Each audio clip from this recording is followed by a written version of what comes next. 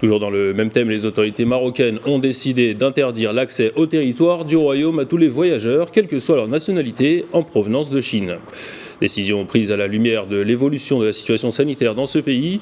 Le ministère des Affaires étrangères précise que la mesure sera appliquée à partir du 3 janvier 2023, et ce jusqu'à nouvel ordre.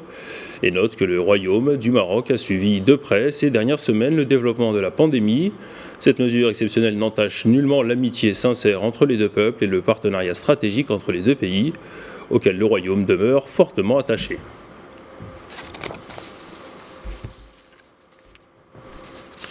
Pour plus de détails sur l'évolution de la pandémie et ses variants et les raisons qui ont poussé les autorités marocaines à cette prudence, je vous propose l'avis de Tayeb Hamdi, médecin, chercheur en système de politique de santé.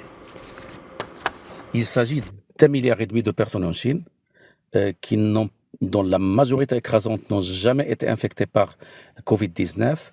C'est parce qu'ils étaient sous des mesures très restrictives. C'est la politique de zéro Covid qui, brutalement, après la levée de ces mesures, se trouve confrontée, malheureusement, à des variants qui sont hyper transmissibles. Le BF7, le XXB et autres. D'ailleurs, ces variants, ils ne sont pas seulement en Chine, mais ils se propagent un peu partout dans le monde. Mais en Chine, c'est une population qui est native, qui n'a pas été infectée auparavant, et donc c'est un vivier, malheureusement, très très important pour une flambée de contamination.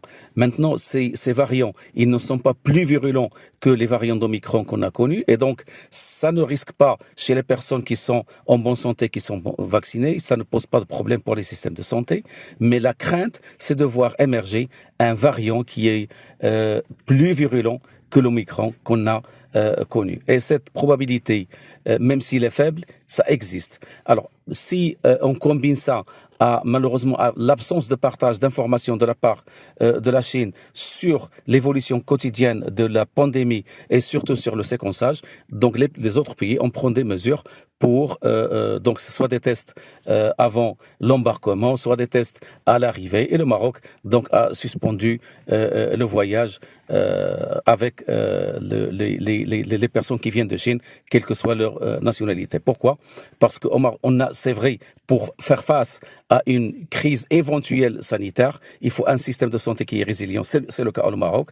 Il faut une population vaccinée, c'est le cas au Maroc, mais aussi, soit on a des mesures restrictives, soit on a un testing de masse très important. Or, au Maroc, on a beaucoup de personnes qui ont des symptômes actuellement et qui ne se présentent jamais au test et qui ne font jamais de test. Donc, c'est difficile de suivre une pandémie qui évolue en Chine en absence d'information. C'est difficile pour les autorités sanitaires de la suivre au Maroc à travers les personnes qui sont symptomatiques ou autres. Donc, le Maroc a préféré, à mon sens, de prendre une mesure qui concerne l'ensemble de la population au lieu de compter sur une responsabilité individuelle qui risque malheureusement de ne pas être efficace. Cela dit, le fait de prendre des mesures, ça ne veut pas dire qu'on peut arrêter la propagation des virus, de nouveaux variants, mais ça nous donne le temps, ça donne le temps au pays de se préparer et d'adapter les mesures à l'éventualité de l'émergence d'un variant